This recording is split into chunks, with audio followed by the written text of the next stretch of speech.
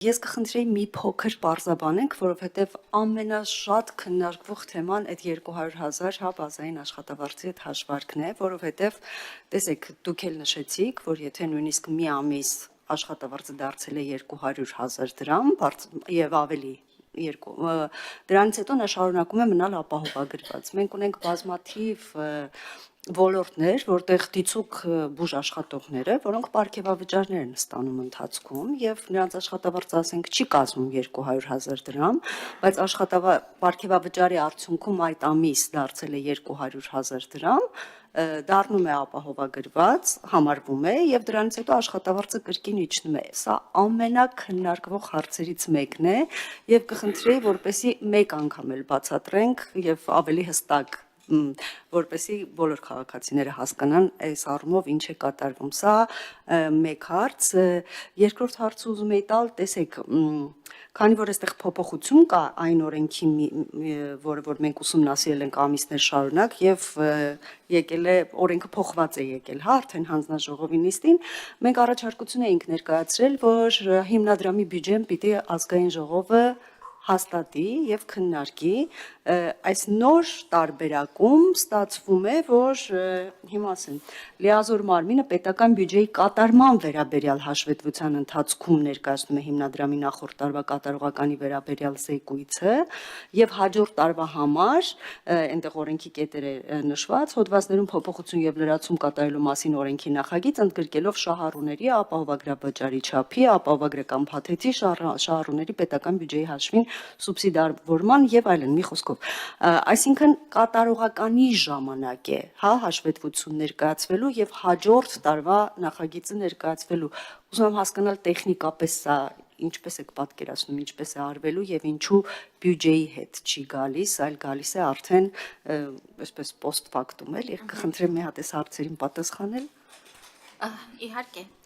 սիրով, տեսեք, քանի որ առողջության ապահովագրությունը ըստ էության մեր ողջ բնակչությանն է վերաբերում եւ այն շատ կարեւոր հանրային եւ ըստ էության շատ մեծ ռեսուրսներ ծախսող համակարգ է, մենք այս վերջին խմբագրման մեջ, Տիկին Բադալյան, էլ ավելի բարձրացրեցինք հիմնադրամի հաշվետվողականության նշաձողը։ Եվ ինչու ենք, ինչ տրամաբանություն ենք դրել։ Նայեք, ամեն տարի կատարողականի ժամանակ, երբ որ ամփոփվում է նախորդ տարին, առողջապահության լիազոր մարմինը պետք է գա ազգային ժողով եւ ներկայացնի զեկույց նախորդ տարվա ֆինանսական առողջապահական արդյունքների վերաբերյալ եւ այդ ժամանակ ներկայացնի նաեւ նախագիծ հաջորդ տարվա ուրեմն օրենքի մեջ փոփոխություններ իրականացնելու նախագիծ։ Ինչու ենք դա դրել կատարողականի ժամանակ, բայց սա չի նշանակում, որ բյուջեի շրջանակներում եւս չի գալու։ Այո, գալու է, բայց մենք հավելյալ եւս մի էտապ ենք ավելացրել հաշվետվողականության եւ հաջորդ տարվա պլանավորման համար, որ մենք այդ ժամանակ արդեն երբ որ ազգային ժողովը մայիս-հունիսին կընդունի նախորդ տարվա զեկույցը եւ հաջորդ տարվա պլանը կհաստատի, արդեն մենք դա բյուջեի ցիկլի մեջ հասցնելով կբերենք արդեն բյուջեի մեջ որպես մեր երկրի ընդհանուր բյուջեի արդեն մի հատված այդ շրջանակներում եւս էլի գալու ենք ազգային ժողով, այսինքն օրենքի վերջին խմբագրմամբ մենք եւս մեկ հավելյալ հաշվետվողականության եւ հաջորդիվ տարվա պլանավորման էտապ ենք ավելացրել, որը ազգային ժողովում է իրականացվելու եւ ես նորից նշում եմ, որ քանի որ սա շատ զգայուն հարց է եւ ըստ էության հիմնադրամը եւ լիազոր մարմինը պետք է առաջիկա տարիներին շատ մեծ աշխատանք կատարեն, որտեղ բոլորս հասկանում ենք, սա նոր համակարգ է ներդրվում, բավական բարդ, բավական բազմաշերտ եւ ինչքան հաշվետու, ինչքան քննարկվող լինի այս բարեփոխման ամեն էտապը, մեր կարծիքով դրանից միայն կշահի բարեփոխումը եւ հիմնադրամի աշխատանքն է։ Ձեր մյուս հարցի հետ կապված տեսեք մենք երբ որ ասում ենք աշխատավարձ, ի նկատի ունենք աշխատավարձ եւ դրան հավասարեցրած բոլոր վճարները եւ նաեւ գիտեք ինչու ենք այս սկզբունքը ֆիքսել, որտեւ էս էլ լսելով քաղաքացիներին մարդիկ մտավախություն ունեին, որ եթե մտնեն համակարգ, հետո ինչ պատճառներով մի փոքր նվազման խնդիր լինի, հանկարծ դուրս չգան համակարգից եւ սա նաեւ մարդու համար կանխատեսելիություն է ապահովում եւ քանի որ մանավանդ ըստ էության վճարումը եւ ֆինանսական բեռն էլ քաղաքացու վրա ըստ էության չի մնում, ստացվում է մենք կվնասենք մեր քաղաքացուն, եթե այդ բազային շեմի տատանումը անընդհատ վերցնենք հիմք նրան համակարգից հանելու եւ ներս թողելու համար։ Սա նշանակում է, որ պարոն Խարազյան մի հատ բանը միջին տարեկանը չի, չէ՞։ Նոյեմբերն ենք ֆիքսում, թե դեկտեմբերը։ Առաջին մուտքը նոյեմբեր։ Առաջին հաշվարկային մուտքի որպես ամսաթիվ նոյեմբերն էլ ենք վերցրել, սա էլ ենք ինչու նոյեմբերը վերցրել, որտեղ ճիշտ եք ասում, դեկտեմբերը նաև հավելյալ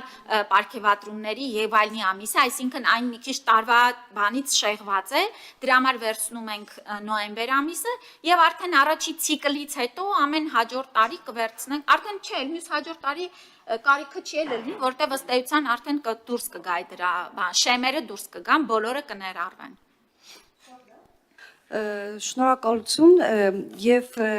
մի այսպիսի հարց եմ ուզում տալ, տեսեք չճշգրտեցիք շրջանակը ծառայությունների մատուցման ապահովագրության, որովհետեւ ընթացքի մեջ է դեռ կարծես թե ժամանակի ընթացքում ավելի པարզ կլինի, բայց ուզում եմ հարցնել, արդյոք մատուցվող ծառայությունների փաթեթը շատ է տարբերվելու պետական պատվերով իրականացվող ծառայությունների փաթեթից, թե դրանք գրեթե նույնական են ստացվում։ Տիկին Բադարյան, եթե վերցնում ենք ամենաընդգրկուն պետական պատվերի փաթեթը այսօր եւ ապահովագրական փաթեթը, այո, տարբերությունը բավական է։ Ոչ միայն ծառայությունների իօքուտ, իհարկե իօքուտ ապահովագրության միանշանակ։ Այո, շատ ներողություն։ Ապահովագրության շրջանակներում ծառայությունները այո ավելանում են, բայց ոչ միայն առանձին ծառայություններն են ավելանում, այլ որոշակի վիճակի համար անհրաժեշտ համակցված ծառայությունները ավելի ընդգրկուն են դառնում։ Սա նշանակում է, որ տեսեք, մինչև վիրահատությունը իրականացնելը եւ վիրահատությունը եւ դրանից հետո մեր պետական պատվերի շրջանակներում երբեմն աղճատված է, ինչ առումով։ Բերեմ օրինակը քաղցկեղով վիրահատությունների պարագայում։ Մենք տրամադրում ենք չարորակ նորագոյացության վիրահատության արժեքը, բայց մինչև որ կհաստատվի, որ դա չարորակ նորագոյացություն է, ըստ էության մինչ դա հետազոտությունները անձը իր հաշվին է իրականացնում։ Եվ այստեղ էլ շատ դեպքերում անհասկացողություն է տեղի ունենում, երբ որ ասում ենք, որ բա ինչու պիտի վճարի, եթե քաղցկեղը պետությունն է բուժում, բայց մենք ընդհանուր չենք ամբողջ քաղցկեղի բուժման գործընթացը փակում, այլ փակում ենք վիրահատությունները։ Եվ այստեղ է առողջության ապահովագրության ավելի ընդգրկունությունը, որ գծագրված է անհրաժեշտ հետազոտությունների, օրինակ վիրահատություն ունենալու համար, վիրահատությունը եւ այլն եւ այլն։ Բացի դրանից սկրինինգային ծրագրերն են շատ ընդլայնված։ Բացի դրանից պետական պատվերի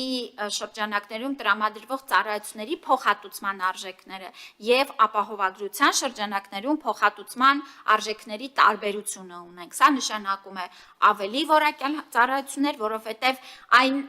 փոխհատուցման գինը, որ մենք հաշվարկել ենք, ուրեմն ներառում է որակյալ բժշկական նշանակության պարագաներ եւ այլ մասնագետների փոխհատուցում, աշխատավարձերի ավելի բարձր լինել։ Սա է ըստ էության տարբերությունը։ Սա եթե համեմատում ենք ամենալավ պետական փաթեթը ապահովագրական փաթեթի հետ։ Բայց մենք, ինչպես ասեցի, պետական պատվերի շրջանակներում բոլորին չենք տալիս այս ընդգրկուն պետական ծառայություններ։ Օրինակ, երրորդ կարգի հաշմանդամը չի օգտվում շատ ծառայություններից պետական պատվերի։ Սրա շրջանակներում նրա համար ապահովագրության ու պետական պատվերի միջև տարբերությունը շատ ավելի տեսանելի եւ զգալի կլինի։ Տիկին Ավանեսյան, մեկ էլ մի հարց ընթացքում առաջացավ, այս մասը բաց եմ թողել, չգիտեմ օրենքում կար թե չէ։ Նայեք, եթե քաղաքացու աշխատավարձը դեռևս 200,000 չի, բայց նա ուզում է համարվել ապահովագրված։ Կամավորության սկզբունքը մենք պահպանել ենք, թե ոչ։ Որովհետև 200,000-ից հետո կարծես թե պարտադիր դառնում է ապահովագրված, իսկ եթե չէ, բայց ծախսերն էլ քիչ են, բայց մարդը ուզում է ապահովագրված լինի։ Այս դեպքում մենք նրան տալիս ենք այդ հնարավորությունը, թե ոչ։ Տիկին Բադալյան, քանի որ մեկնարկային տարում անորոշությունների շրջանակը ընդլայնելու ռիսկ տեսանք, առաջին տարում ոչ, եւ բայց մեզ էլ են շատ դիմում եւ ըստ էության դա է, որ այսինքն կարող է մարդը 200,000 դրամ չի ստանում, բայց ասում եմ ես շատ ուզում եմ ներառվել այս համակարգ։ Սա իհարկե ուրախալի է, բայց մենք պիտի խնդրենք, որ 2027 թվականը մինչև սպասենք եւ արդեն 27-ից նրանք եւս կներառվեն համակարգ։ Մենք մի փոքր, ինչպես ասեցի, կանխատեսելիության առումով պիտի այս շրջանակները պահենք։